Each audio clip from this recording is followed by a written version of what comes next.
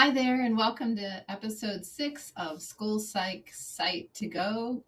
And I just read this book, The Way of Play. It's by Tina, Payne, Bryson, and Georgie, Wisen-Vincent.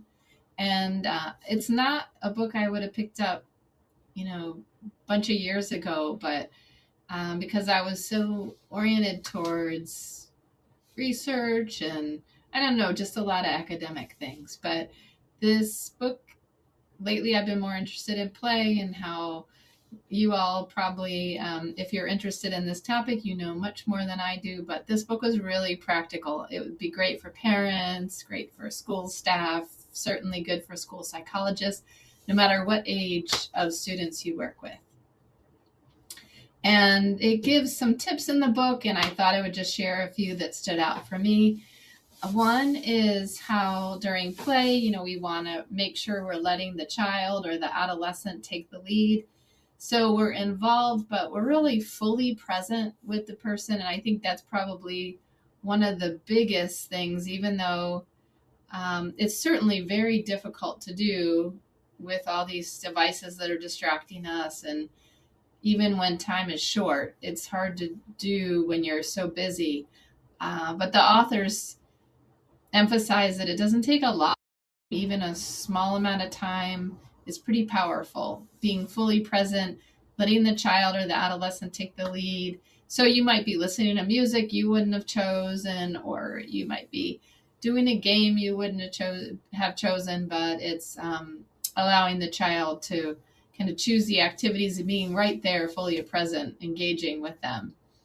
And then while you're doing, for somebody like me who doesn't feel that comfortable with play, I don't have kids myself, so I haven't had as much practice, and I'm not a classroom teacher. I've been a school psychologist, so mostly in my work I've worked with adults. But those of us who aren't comfortable, like, what do you do?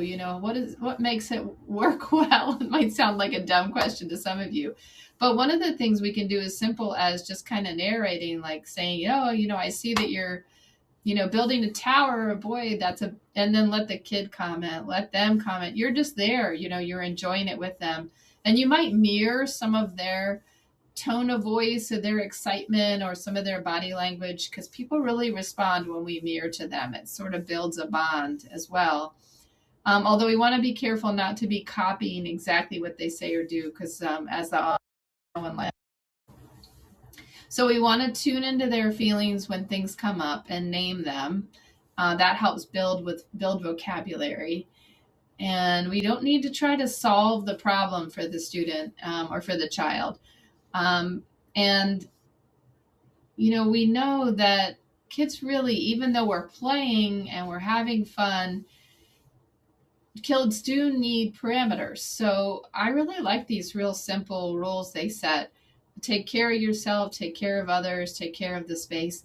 And the way they say to do this is to empathize with how the child's feeling and then just clearly state the parameter when things come up. Or, even also making that clear ahead of time when we play, we want to do these things. But trying not to make like the rules be the center. And it's not controlled or meant to be like it has to be educational time or anything, not a time where you're questioning or putting demands on them. This is really their fun time. And you may know some of the benefits. There are so many benefits to play. It's a safe way to process difficult emotions, terrific way to build a bond. When it isn't controlled by an adult, it gives a lot of opportunities to practice problem solving and to build resilience. And it can help us see what the other person likes, what makes them light up, what they care about, what they think about, in ways that are not just like, asking them question after question, and trying to get into that information in a more direct way. The play really helps bring it out.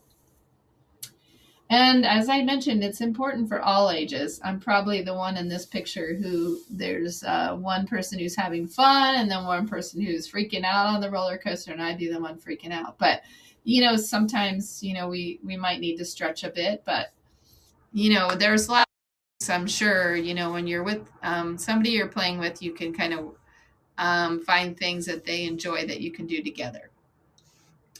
So, as school psychologists, let's consider ways that play can help build skills and relationships. And again, this is our website that you could check out for hopefully many useful resources. And thanks for listening.